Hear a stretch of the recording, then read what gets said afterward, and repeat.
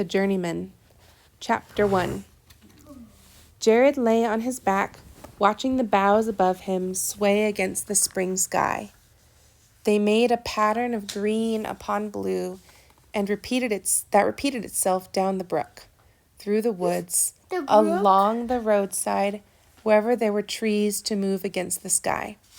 Searching around in the grass, he found a large, soft leaf and laid it on a stone. With a sharp piece of iron which he kept in his pocket, he made cutouts on the leaf until his design roughly resembled the lacy pattern he had been looking at overhead. He pressed the leaf on a flat stone from the brook, then smeared thin streaks of red clay in the openings. After letting the clay dry, he carefully lifted the leaf and studied the stencil on the stone. He was so interested in what he was doing that he had not noticed a girl coming across the pasture on the other side of the brook, a girl with bare feet and dark brown hair that lay on her shoulders. Janet Thaxter stood and watched for a moment, her homespun dress whipped against her sturdy legs by the spring wind. "Jared Austin, are you making pictures again?" she asked. Jared gave no answer. He did not seem surprised at the sound of a voice across the brook, when he might have thought himself alone in the pasture. He smiled at the design on the stone and then spoke without looking up. "I'm not making pictures, Janet. I'm making beauty. See?" He held up the stone, and Janet leaned across the brook to look at it. She screwed up her eyes, but could make nothing out of the streaky red lines across the surface of the stone. So she shook her head vigorously, and her dark hair swirled in the wind. "It's nothing at all that I can see," she said. Jared looked up at the boughs overhead. "See those leaves against the sky? I want to make the same kind of beauty." Janet laughed. "I'd rather look up at the trees." "But you can't always look at the trees," Jared replied quickly. "Winter comes when there are no leaves. Night comes when there is no light. But if I make a design like the design the boughs made against the sky, it could be repeated anywhere, and you could always have beauty." Janet shook her head. "We're farming folk, Jared. We have no time for things like that. Something dreadful happens to people who waste time. Something dreadful will happen to you. I've heard my father and mother talk about you. They say they don't know what you'll come to." "Neither do I," Jared said with a smile. Janet sat down on a rock by the brook and edged her bare feet into the moving water. "It's cold," she exclaimed, drawing her feet back and tucking them under her rough blue dress. "There's snow in the mountains still." "I mustn't stay," Janet said, but she made no move to go. "I was sent to fetch the cows home. It's near milking time." Jared looked across the brook into Janet's eyes. "Janet, when I'm a grown man, will you marry me?" Janet surveyed him appraisingly. Earnest gray eyes, pale face and sandy hair, lean, small body which was no bigger than hers, though he was a year older. Then her gaze shifted to his hands as he trailed them in the brook. The water slipping through his fingers made them look long and very thin. "No," she said deliberately. She'd always said that the man she'd marry would be a strong young farmer with 100 acres in his own name, and every one of them under tillage. Under tillage? That means like able to be plowed and used for crops. She waited before saying more. She had found with the boys in the village who asked that question that if she waited long enough, they would answer back, "All right, I'll find someone else." And then she could say, "So shall I." And that was the beginning of such a toss about of words as might end any way the more witty cared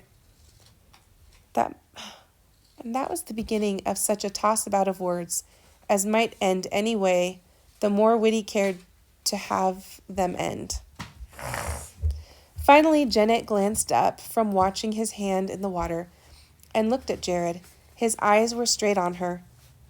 At their clear glance, Janet felt ashamed for a moment, ashamed of trying to banter with him as she would with other boys. Jared was not like the other boys. Something made him different. She opened her lips to speak, and then from the hill behind them came the sharp, impatient sound of a man's voice calling Jared. The boy stood up quickly. "I must go. It's my father," he shivered. Janet held out her hand to him across the brook. Jared reached for it, but the brook was too wide and even their fingertips would not touch. I shouldn't have asked you to marry me, Janet, Jared said gently. You're worth someone fine and fearless. I'm not that, am I? Then the voice boomed over the hillside again, and this time, Jared turned and darted up the steep slope. Janet stood still watching him. Lying where he had left it was the stencil on the stone. Janet crossed the water and picked it up. She looked at it, then at the small leaves interlacing overhead.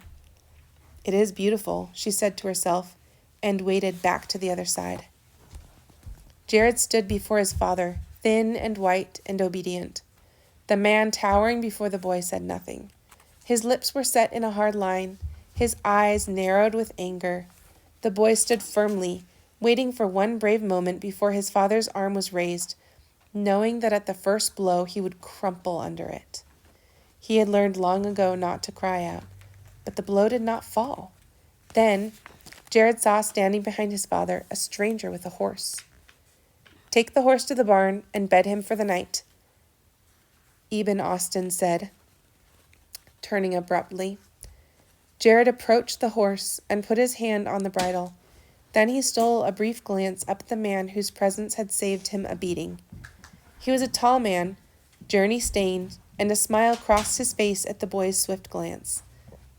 Then the two men started towards the house, and Jared led the horse to the barn.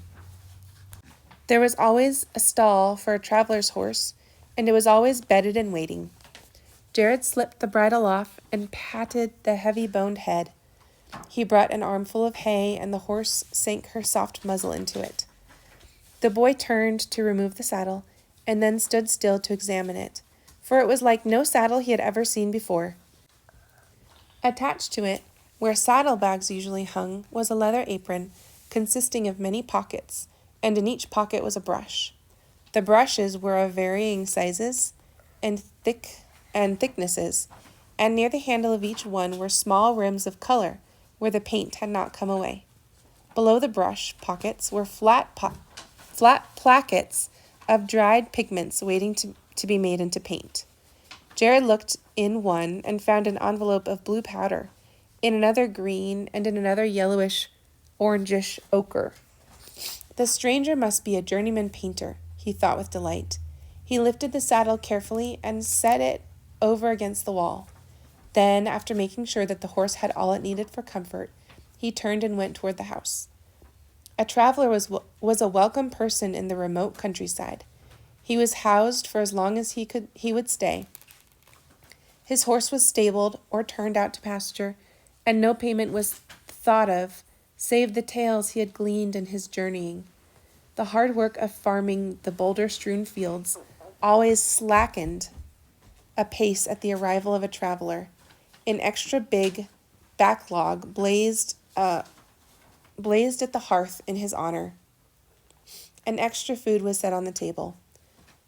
Seated together on the settle, the stranger and Eben Austen were soon filling the room with words, as stew simmered in an iron pot on the hob. Jared's stepmother was standing by the wide fireplace, one hand stirring the pot, the other rocking the cradle of the baby. The two young girls were playing in the corner of the room, and whenever the sound of their laughter would break out, Eben Austen would frown. Nancy Austen beckoned to Jared as he came into the room. Hurry, boy, and do somewhat to keep your sisters quiet. Can't you see how it angers your father when they laugh?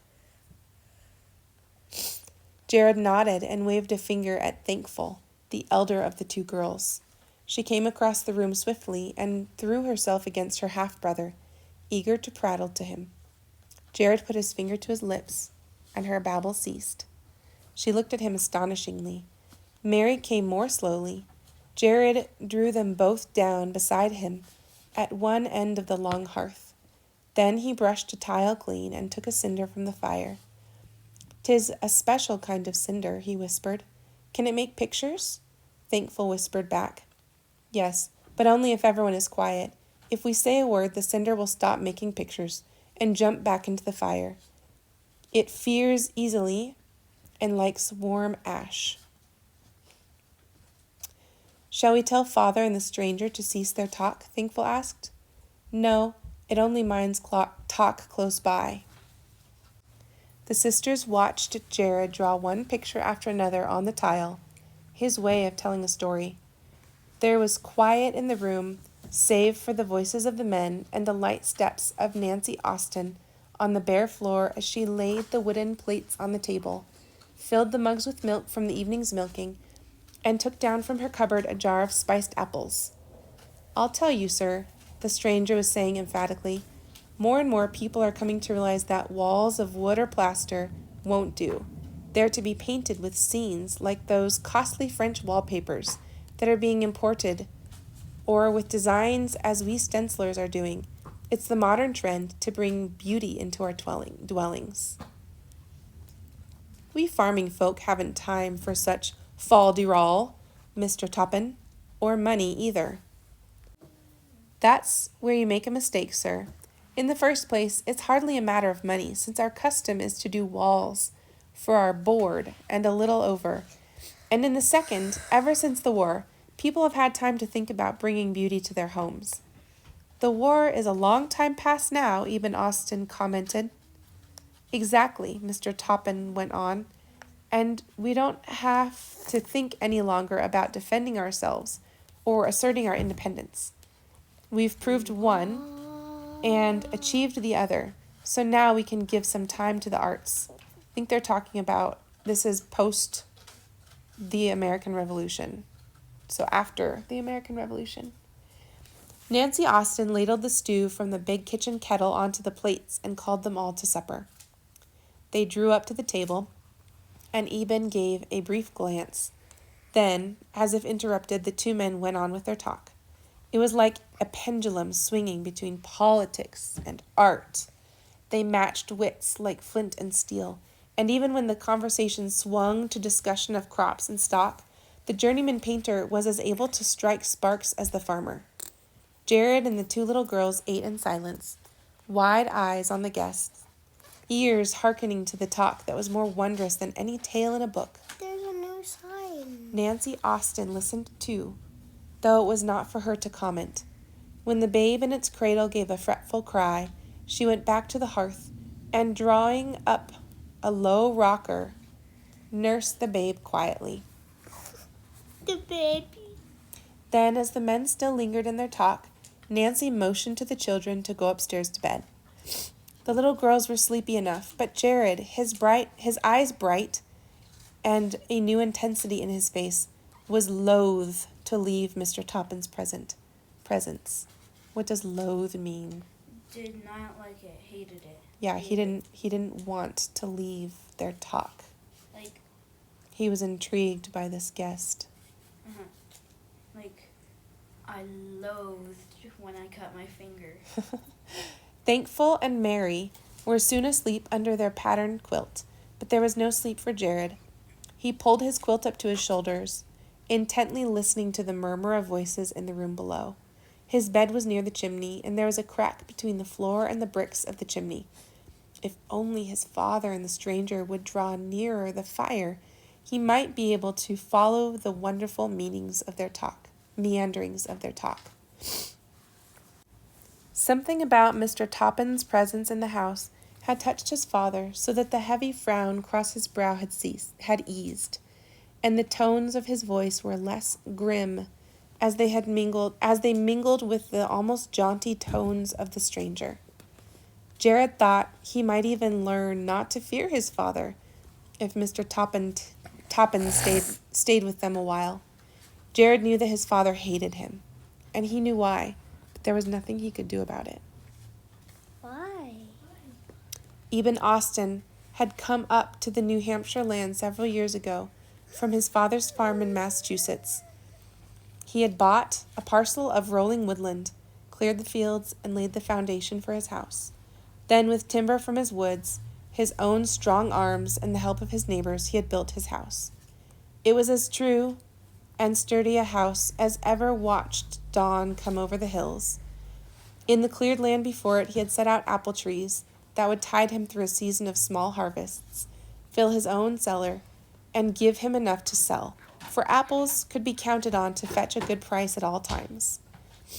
2 years more he had worked until his acres were fine and clean, yielding good harvest. The sturdy young apple trees had started to bear.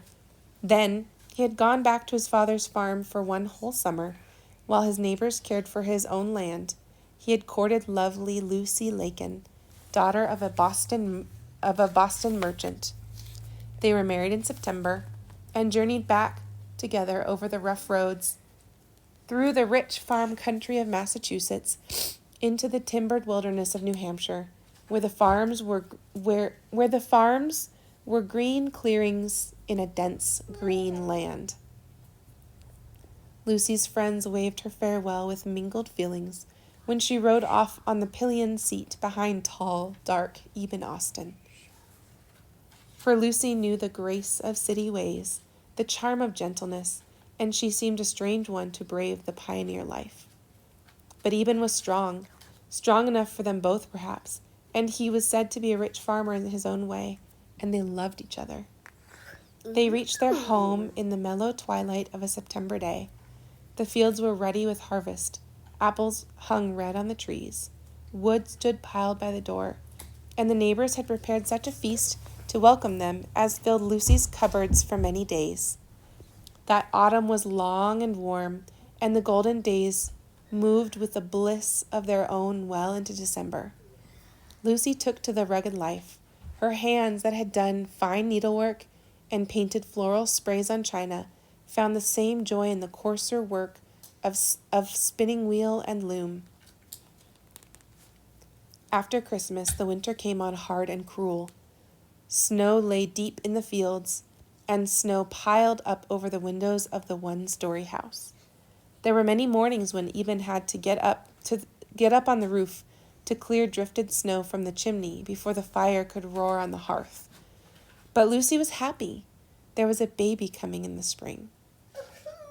During the long, quiet days, when they were bound in by snow, and Eben had only the animals in the barn to see to, she spun and wove and sang to herself, while he fashioned a cradle out of smooth pine sheathing. The winter hung on, and the few days of warmth that came in April broke the cold but slightly. Lucy was longing to see the apple trees in blossom. Nothing else seemed to matter to her but that. With the first week of May, the sun shone steadily and the frost came out of the ground. The trees, so long held back, surged with sap. Buds swelled and thickened, and within another week they were clouds of pink and white bloom. Imagine our trees in a month from now, covered in blossoms. Lucy and Eben stood in their doorway at sunset. Eben thought about the harvest of fruit such blossoms promised, and Lucy wondered whether she could give to the world in her blossoming such beauty as the trees had in theirs. That night Lucy cried in sudden, bewildering pain.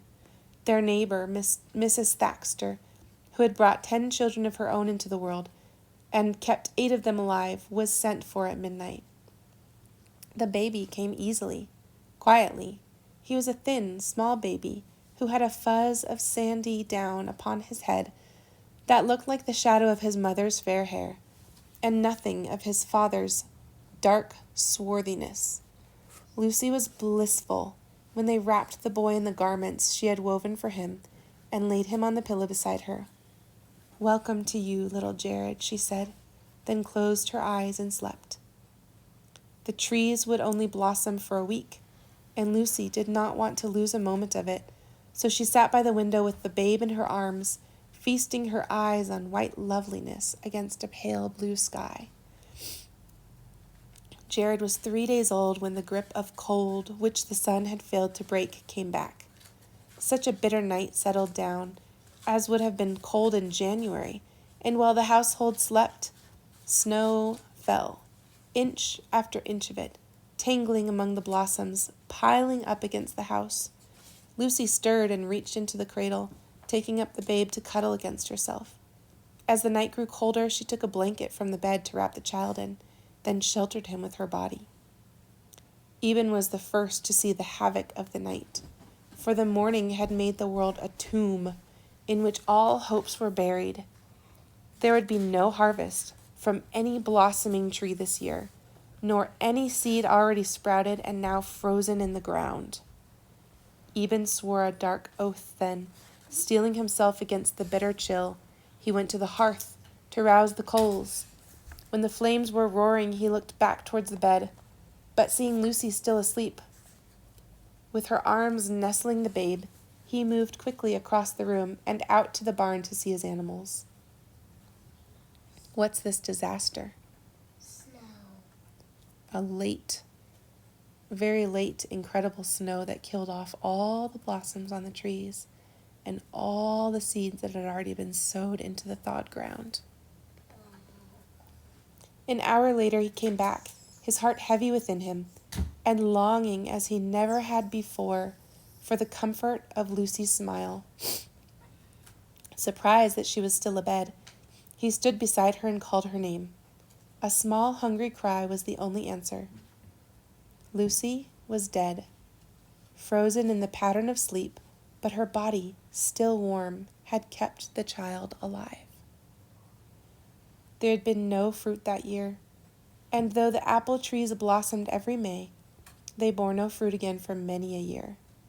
Eben thought the child had put a curse upon them, and he hated his son with dark, relentless hatred. Mrs. Thaxter came for Jared that morning and cared for the thin, small baby and the rest of her healthy brood.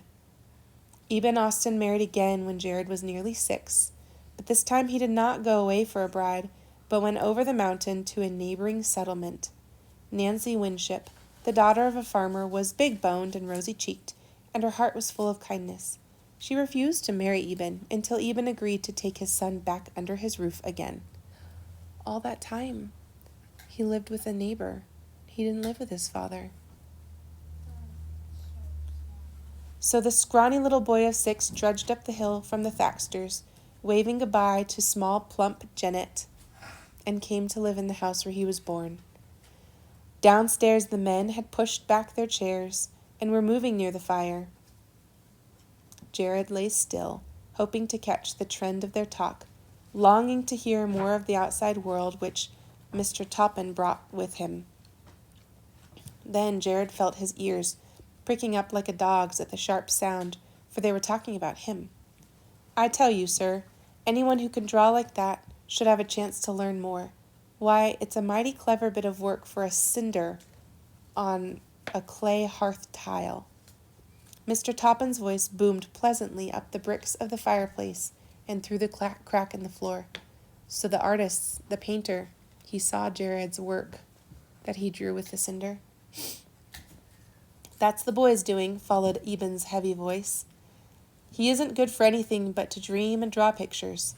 Mr. Toppin, if you knew, why, only last week he took the oxen down to the field to plow. A hot blush of shame mounted Jared's cheeks as he heard his father tell of finding him with only 2 furrows broken in the field, and already it was near noontime. But the wild shadblow bush in the blossom by the brook had been so beautiful that Jared had stopped to draw it, using a piece of clay on a smooth gray boulder. He had not meant to take so long, and he would have finished the field by sundown. Jared longed to stop his ears as he heard his father's repetition of the tale, but he would not, for fear of missing Mr. Toppin's answer.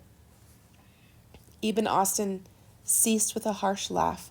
He did not tell Mr. Toppin that he had broken off the branch of the blooming shad and beaten Jared with it, until the boy lay sick and faint on the rough plowed land, weeping not from the hurt on his body, but at the frail white blossoms around him, dashed so rudely to the earth. Then the oxen had gone on under Eben's masterful hand, and the field had been plowed by evening. There was a long silence, broken finally by Mr. Toppin's voice, deep and gentle. "'Tis no sin to love beauty, but the boy is out of place here.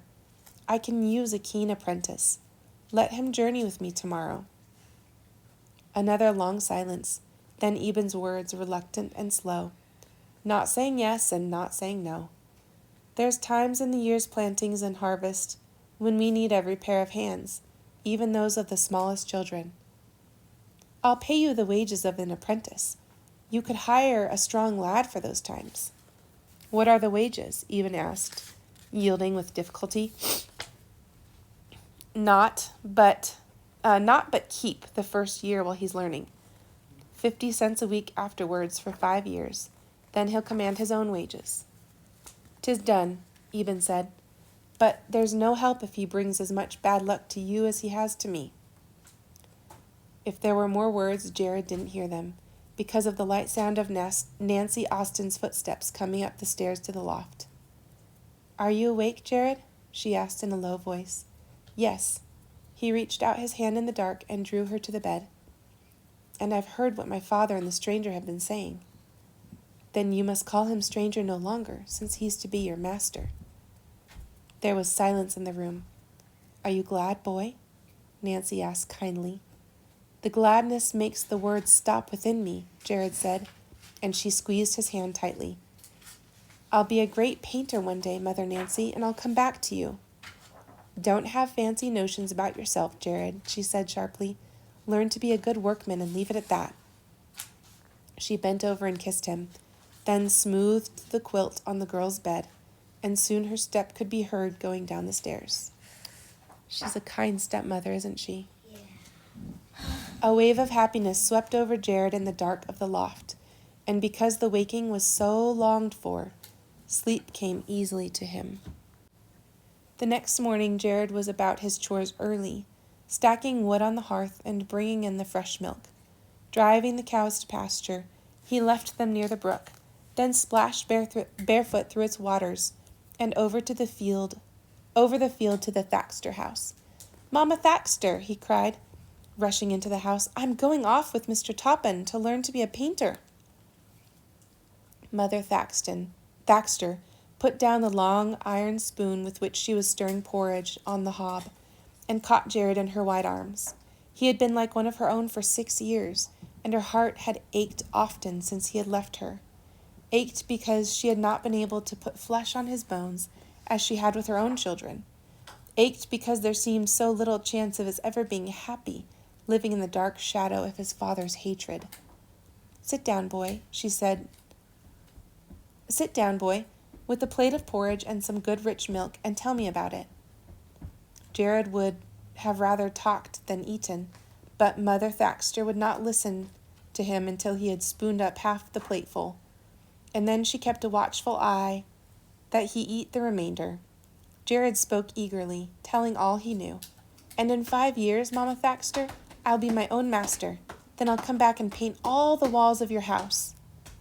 Jared put back his head and laughed with the joy of it, for even saying such words gave him the feel of a brush between his fingers and made him seem a man in his own right.